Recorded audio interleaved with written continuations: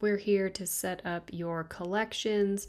Collections is nested underneath products. So on the left side, third tab down, products. We're gonna actually start with collections and then we're gonna come back to products. So your collections is the categories of your groups of products. I've seen that you can have up to 5,000 different collections in your Shopify store.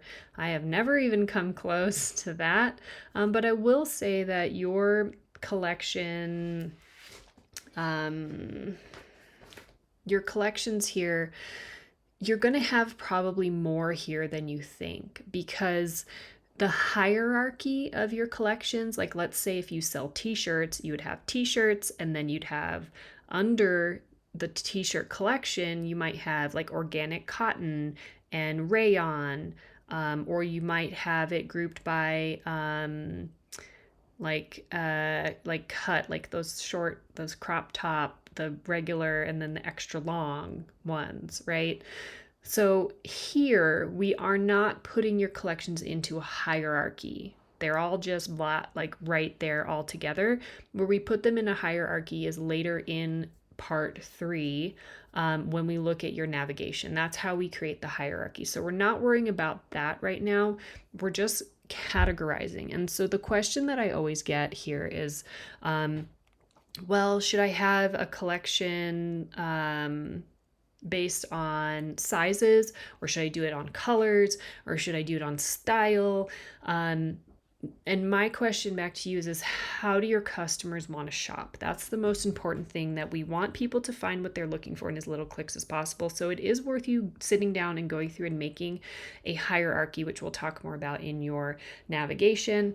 But we want your customers to have a good experience. We don't need it to make sense to you. We want you to ask our customers or look at how they're shopping and get them to where they're going, meaning the product that they're looking for, as clearly, concisely, in as few clicks as possible. So here, I'm going to create a collection. You can click up top, create collection. I'll walk you through this, and then I'm asking you to create 3 main collections, and then if you like at least 2 sub collections. So for this demo store, I'm going to do crystals, spindles, and runes as my 3 main collections. And then maybe under crystals, I will do some sub collections, maybe based on the type of crystal, like amethyst, agate, amazonite, right? So those are basically a sub collection. But again, you're not going to do hierarchy here. Don't worry about it. We're going to do that in your navigation, which is one of the last videos in this section. So like I said, we can do crystals, right? Spindles. I think I'm going to do spindles for this example. Spindles. We want a description. We want to take into consider SEO. Another question I get is like the titles of our products and collections. Are we worrying about SEO? Yes and no. So we want things to be very clear, concise, and not super wordy on your website, because e-commerce, if you've probably noticed, they don't use a lot of words. It's a lot more imagery. But if we go down to the bottom, we can optimize for search down here. So we can put an SEO title and description down here to help search engines categorize our products properly there. So for the website, I would call it spindles, and then maybe we would do like Viking era replica wooden spindles, handcrafted in the USA, with reclaimed Midwestern woods. True to history for your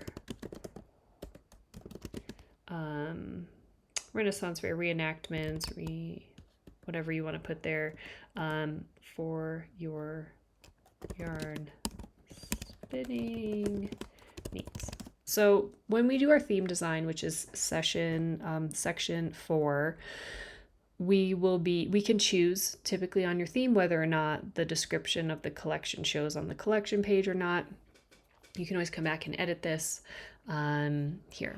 So we'll go down left side first, then we'll come back to right side.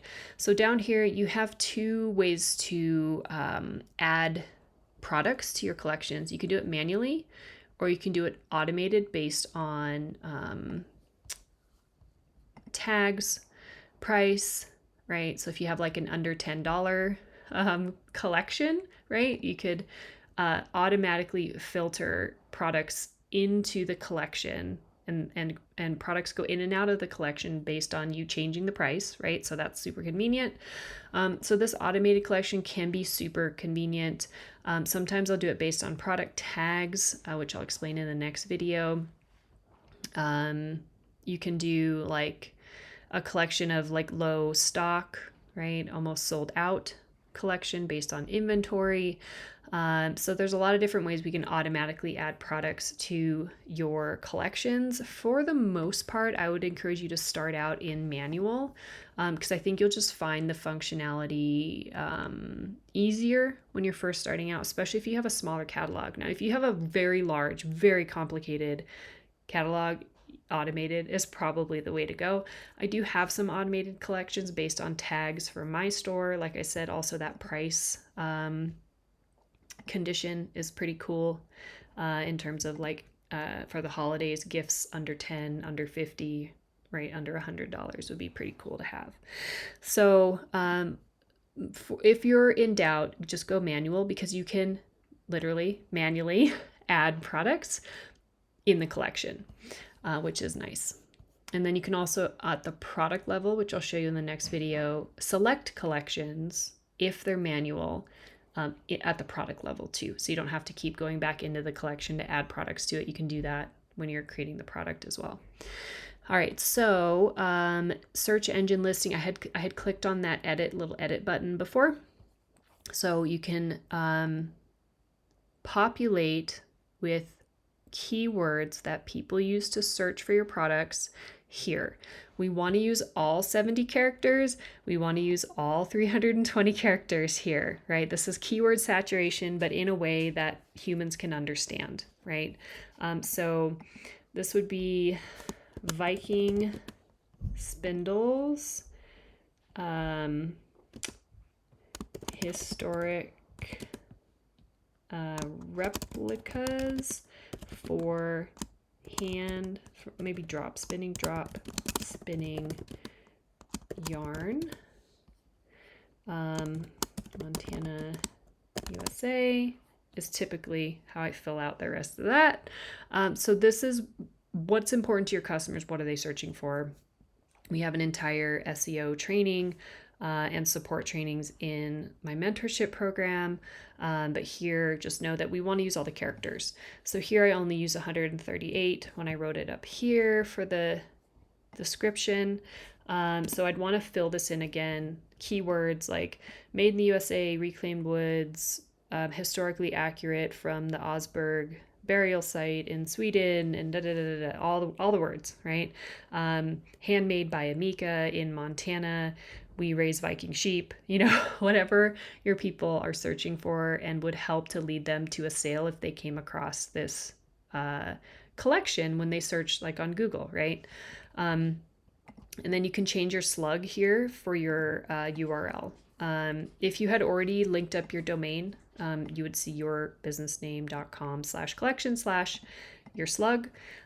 If you have a really long, like if you typed in here like spindles for spinning yarn, and then you're like, ooh, that's kind of long and lengthy, I don't really want that on my website, you can change it up there. If it doesn't automatically change down here, you can edit it and it'll also do a redirect for you. So don't worry, it's all linked up, it's all good. If you change this slug to be more concise. But search engines also do take into consideration keywords in your slugs. They call it a handle for some reason, but it's a slug everywhere else. Not like the slimy kind. Okay, so that's your search engine optimization there, which is built in, which is awesome. Thank you, Shopify. I'm going to hit save. there. I'm going to actually delete that longer title for the collection. All right, cool. And then publishing, so we're going to go down right side now. So any sales channels that we've added, so we can add sales channels like Facebook and Instagram, TikTok, Pinterest, Fair, Wholesale. Those are all sales channels to consider, including many, many, many others. But they'll all appear here, so you can choose to publish collections to certain sales channels or not. There. We can also bulk edit these things as well. Like, let's say you add a sales channel and none of your products or collections have published to them. We can bulk edit to publish or unpublish to and from collection or sales channels. There we go. So image, depending on your theme, the way the image looks will be different. I'm going to search my files for a spindle picture. Can't really see them super well. Maybe, I don't know. I just really want a spindle. I don't think you guys can see mine, but maybe this one will work. So the dimensions of your collection photo and whether or not you want to show your collection photo or not on the collection page is up to your theme, which we're doing in session 4, so not right now. And then just note theme template here. You can customize templates for your collections. So default collection is going to be there, but you can duplicate default collection and call it sale collection, and it'll show up differently. Again, this is session 4 stuff on how it looks to your visitor, your store visitor. I just really want you to know where this is located in case you need to change the template for a collection. It's the same thing for your product pages. It's the same thing for your pages. It's the same thing for your blog. They all have this kind of last card here where you can change out the template from the default if you had other designs you created or could choose from. So I'm going to hit save there. We're not going to really worry about viewing these right now. Again, this is that session 4 stuff, like how it's looking on the front end of your store. So that is it for the collections. I'm going to go back. Here's my collection that I made. You're going to have a homepage collection here, which I don't use. So you can feel free to delete it if you like. Delete your homepage collection if you want. But I'm going to add 2 more main collections and then a couple of sub collections. I encourage you to do the same thing before session number 4. It'll make the front end design of your store go a lot more smoothly. So I will see you in the next video where we're going to add some products.